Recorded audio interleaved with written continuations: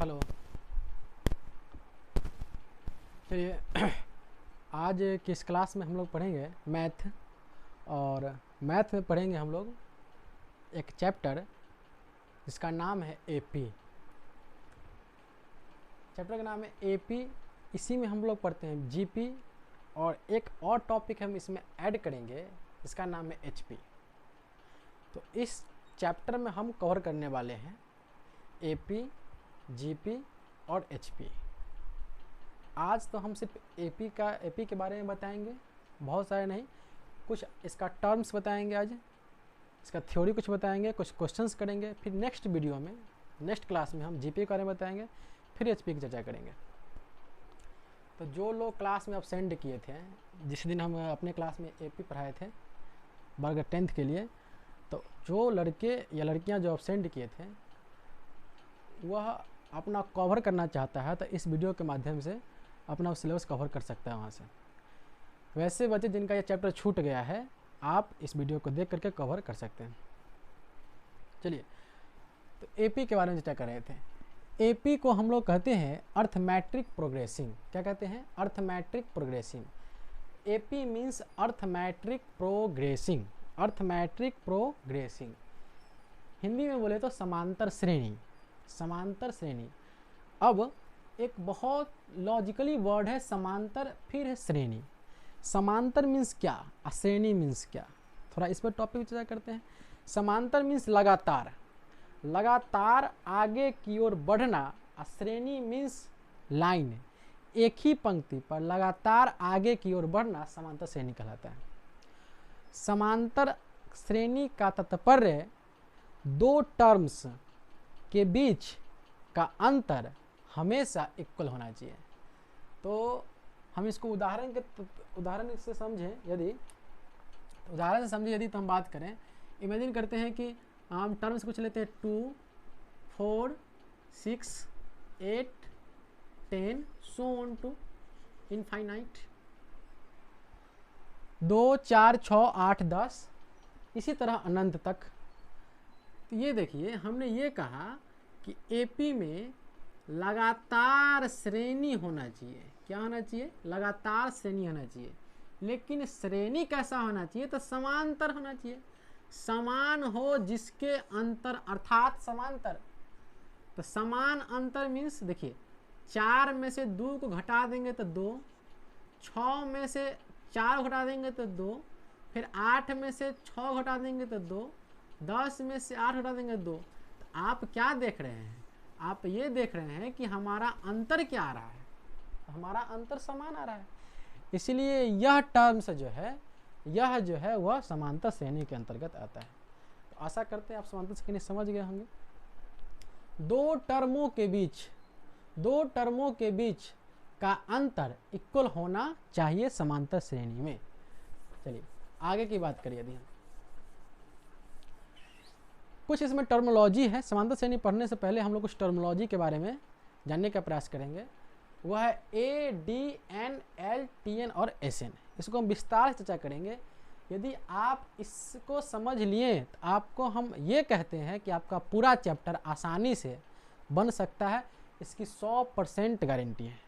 इस चीज़ को फिर समझने का पहले प्रयास कीजिए।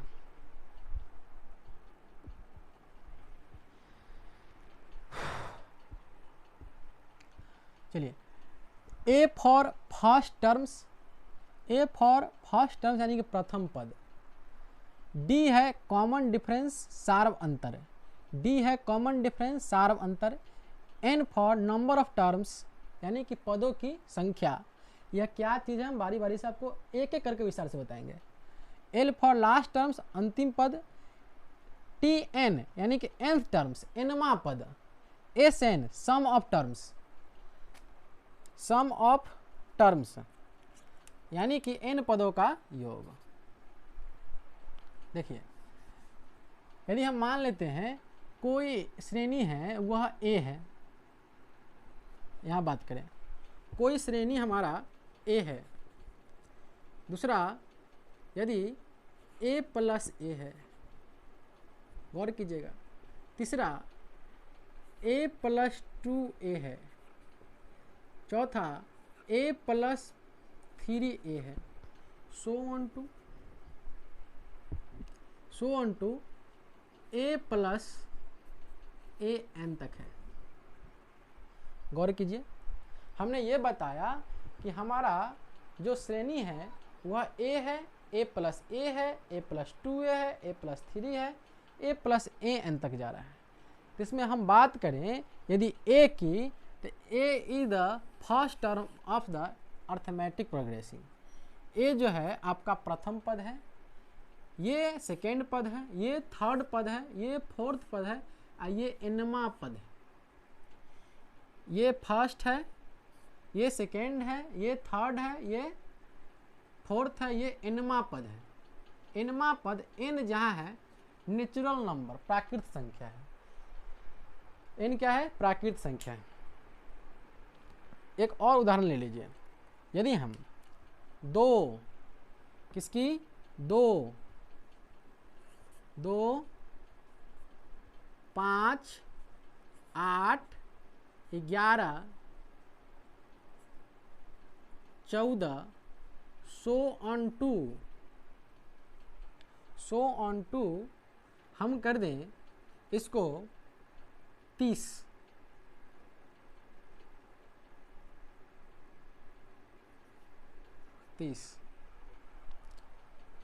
मत लीजिए, इनफाइनाइट कर लीजिए, इसको अनंत तक जा रहा है। हमने क्या कहा? 2 5 8 11 14 सो ऑन टू इनफाइनाइट। तो हमको बताइए इसमें प्रथम पद क्या है? तो प्रथम पद आपका ये है। प्रथम पद क्या है? ये 2 है। द्वितीय पद क्या है? दूसरा पद 5 है। तीसरा पद क्या है? 8 है। चौथा पद क्या है? 11 है। पांचवा पद क्या है? बताइए ना, 14 है। और ये जो है वह nवां पद है, इनफाइनाइट, अनंत तक जा रहा है। तो हम इसको गणितीय रूप में लिखेंगे। इसको लिखेंगे a1, इसको लिखेंगे a2, इसको लिखेंगे a3, a4, a5, इसको an। अब आया समझ में? तो आप आशा करते हैं कि आप प्रथम पद, द्वितीय पद, तृतीय पद, सो ऑन टू an पद समझ चुके होंगे। अब देखिए, फर्स्ट पद आप समझ गए। अब कॉमन डिफरेंशिएशन, कॉमन डिफरेंट क्या है? सार्व अंतर। कॉमन डिफरेंट क्या है? देखिए, कॉमन डिफरेंट आपको दिखाई दे रहा है सार्व अंतर, सभी में अंतर समान, सभी में अंतर समान मीन्स व्हाट? देखिए, सार्वंतर जब भी हमको चेक करना है कि मेरा ठीक है कि गलत है, तो उसके लिए हम नेक्स्ट पद में से, अगला पद में से पिछला पद को घटाते हैं। यानी कि d बराबर हम लोग लिख सकते हैं, d बराबर, d बोले तो सार्वंतर बराबर, d बोले तो सार्व अंतर, सार्व अंतर बराबर, बताइए ना, अगला पद, कौन सा पद? अगला पद माइनस पिछला पद, अगला पद माइनस पिछला पद। समझ में आ रहा है? अगला पद माइनस पिछला पद। सार्व अंतर इसमें यदि ज्ञात करें तो 5 में से 2 घटा दिए 3, 8 में से 5 घटा दो 3, 11 में से 8 घटा दो 3, 14 में से 11 घटा दो 3। यानी कि सार्वंतर ज्ञात करने के लिए आप हमेशा याद रखिएगा, हमको अगला पद में से पिछला पद को हमेशा के लिए घटाना ही पड़ेगा। कोई उल्टा घटा देगा, 2 में से 3 चल जाएगा बोरा में। बार बार कहते हैं कि अगला पद में से ही पिछला पद घटेगा, न कि पिछला पद में से अगला पद घटाओगे। तो बताइए, सार्वंतर ज्ञात करने के लिए हम लोग क्या करेंगे? तो अगला पद में से पिछला पद को घटाएंगे। आप लोग कमेंट सेक्शन में इस क्वेश्चन का जवाब दीजिएगा। हाँ, जो भी मैथ पढ़ रहे हैं मेरे यूट्यूब चैनल से, वह कॉपी कलम लेकर के बैठिए, ताकि आप इसको समझते चलिए, लिखते चलिए। कुछ क्वेश्चंस देंगे, आप उसको बनाते चलिएगा।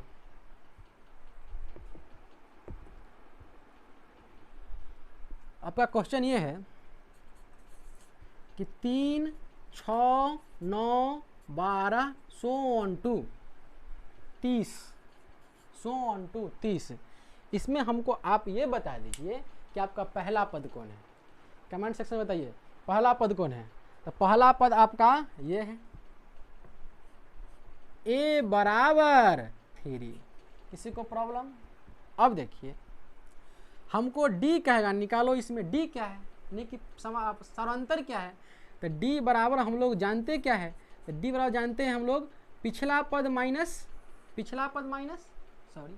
अगला पद माइनस पिछला पद। तो 6 माइनस 3 यानी कि 3। तो आप लोग a और d से परिचित हो गया। अब बात आती है n की, नंबर ऑफ टर्म्स। तो आप इसमें बताइए कि कितना पद है, 1 पद, 2 पद, 3 पद, 4 पद, सो ऑन टू 30वां पद। ये पदों की संख्या है, ये nवां पद है। तो tn इसी को हम लोग कहते हैं tn। क्या कहेंगे? tn। क्या कहेंगे? tn। क्या कहेंगे? tn आपका क्या हो गया? ये हो गया आपका tn। ये आपका हो गया a। क्या हो गया? a। इसमें से ये घटा दीजिए, इसमें से घटा दीजिए, आपका d निकलेगा। क्या निकलेगा? d। l मतलब लास्ट पद ही l कहलाता है। लास्ट पद इसका क्या है? ये tn कहो या इसको l कहो, tn कहो या इसको l कहो। अब चलिए, अब हमको ये बता दीजिए एक और क्वेश्चंस में, और वेरीफाई हो जाइए अपन। अब मान लेते हैं 4 6 ले लीजिए, 8 10 12 सो ऑन टू 40। हमको